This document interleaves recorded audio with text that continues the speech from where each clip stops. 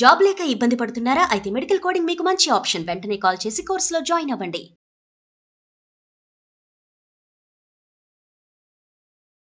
నమస్తే రమ్మగారు. నమస్తే జయ. రమ్మగారు, కామెంట్స్ రూపంలో మనకి చాలా ప్రశ్నలు వస్తూ ఉంటాయండి. కొన్ని డైరెక్ట్గా మీకు కాల్స్ వచ్చేస్తూ ఉంటాయి. మీ అసిస్టెంట్ ఉన్నట్లున్నారు, తను పిక్ చేసి మీకు చెప్పేస్తారు. కొన్ని కామెంట్స్లో పెడతా ఉంటారు మన వీడియోస్ కింద.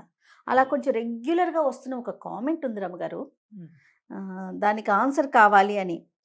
నేను అది అంత పెద్ద ప్రశ్న అని నాకు అనిపించింది, కానీ మీ ముందు ఉంచుతాను, దాన్ని బట్టి మీరు మాట్లాడండి. ఏంటంటే, ఆవిడ పేరు చెప్పొద్దని పెట్టారు.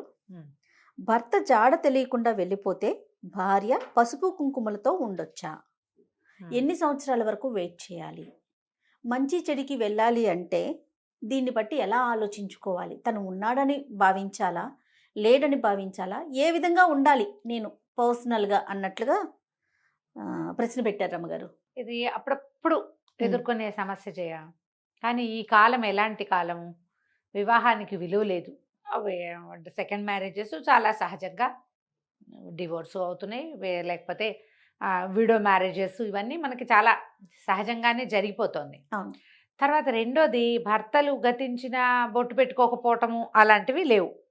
ఏదో కుంకుమ ధరించడం, కుంకుమ కాకపోతే స్టిక్కర్ పెట్టుకుంటాం. ఇదివరకట్లాగా కుంకుమ ధరించడం ఇప్పుడు లేదు కదా.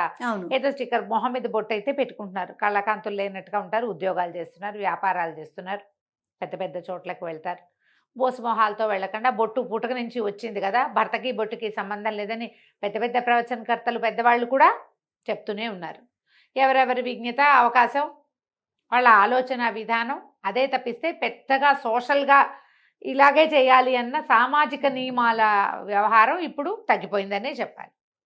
అయితే ఇప్పుడు ఎలా, నువ్వు అడిగిన ప్రశ్న ప్రకారం కొన్ని సంవత్సరాలు అయిపోయింది అనుకో, సాధారణంగా ఒక వ్యక్తి ఇంటి నుంచి వెళ్ళిపోయినా, వాళ్ళ వేరబౌట్స్ తెలియకపోయినా 14 సంవత్సరాలు వెయిట్ చేసి, ఒకవేళ 14 ఏళ్ళు అయిన తర్వాత కూడా వాళ్ళు రాకపోతే, వాళ్ళు మరీ వృద్ధులు గనక అయితే శ్రాద్ధ విధి నిర్వహించడం ఒక విధానంగా ఉంది. వాళ్ళ వేరబౌట్స్ తెలియదు, ఎక్కడైనా చనిపోయారేమో తెలియదు. చనిపోయాక ఒకవేళ గనక చనిపోయి ఉంటుంటే వాళ్ళకేం జరగనట్టు కదా, ఏం జరగలేదు. ఇది ఎప్పుడు చేస్తారు? ఏదో చిన్నపిల్లలు ఇంట్లో నుంచి వెళ్ళిపోయినప్పుడు, యంగ్ ఏజ్లో, ఇలా ఒక 30, 40 వెళ్ళిపోతే కాదు, 70 తర్వాత వెళ్ళిపోయారనుకో, వీళ్ళకి కాలావసానం అయిపోయే అవకాశం ఉంది.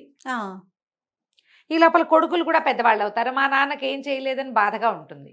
అలాంటప్పుడు నారాయణ బలి అలాంటివి ప్రత్యేకమైన విధానాలు కొన్ని ఉన్నాయి.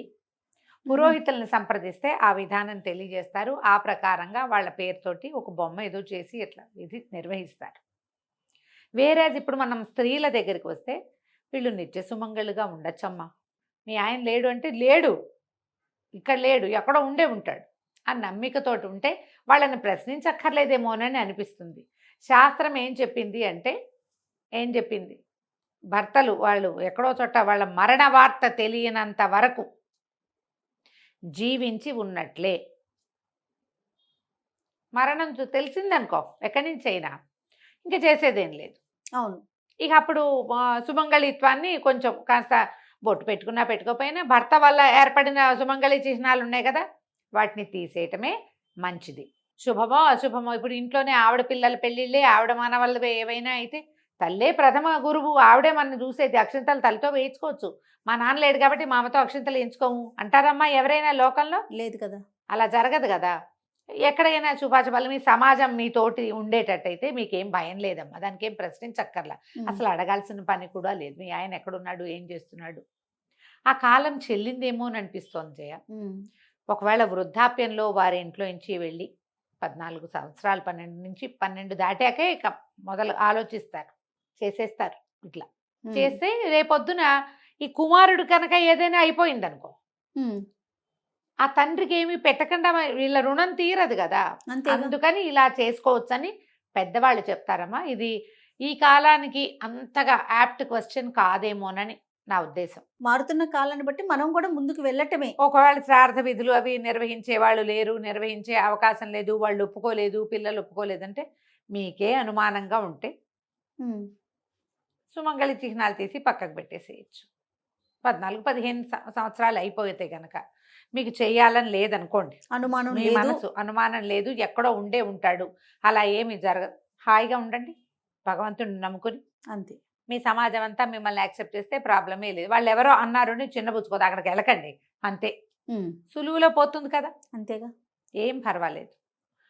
ఇప్పుడు ఒకళ్ళు నాకు గుర్తుండి ఇలా క్రియలన్నీ చేసేసాక తిరిగొచ్చిన సూచనలు కూడా కొన్ని చోట్ల కనపడినాయి. తిరిగొచ్చిన ఏమంటారు దాఖలాలు. సంఘటనలు, దాఖలాలు కూడా కొన్ని ఉన్నాయి. ఆ, తిరిగొచ్చిన ఇక్కడ అంతా దాఖలాలు. అయిపోయింది అనుకున్నారా? ఆ, అంతే కదా అంతా అయిపోయింది, ఏం లేరు ఇంకా అని వీళ్ళు ఇది చేసేస్తుంటే అయ్యారు. ఆయన కాశీలోనో రామేశ్వరంలోనో ఎక్కడో ఉండి కాషాయ బట్టలు ధరించి ఓసారి ఇంటికి వచ్చారు శ్రాద్ధ విధులు నిర్వహించిన తర్వాత. ఓకే. అలా కూడా జరుగుతుంది అంతే. ఎప్పుడైనా. కుర్రాళ్ళు, చిన్నపిల్లలు, ఆడపిల్లలు ఇంట్లో నుంచి వెళ్ళిపోయిన వాళ్ళు 30 ఏళ్ల తర్వాత 40 ఏళ్ల తర్వాత వెనక్కి వచ్చిన వాళ్ళు కోకొల్లలు. ఇప్పుడు మనం భర్త, సుమంగళి చిహ్నాలు ఈ రెండింటినీ కలుపుకుంటున్నాం, అవి కదా విషయం. అవును. మీకు ఏ భయం లేదు, అనుమానం లేదు అంటే భగవంతుని నమ్ముకుని హాయిగా మీరు ఎలా ఉంటున్నారో అలాగే మీ జీవితం ముందుకు తీసుకెళ్ళండి అమ్మా. వార్త తెలియనంత వరకు ఏ తప్పు లేదు. ఓకే రమ్య గారు, నమస్తే. నమస్తే జయ.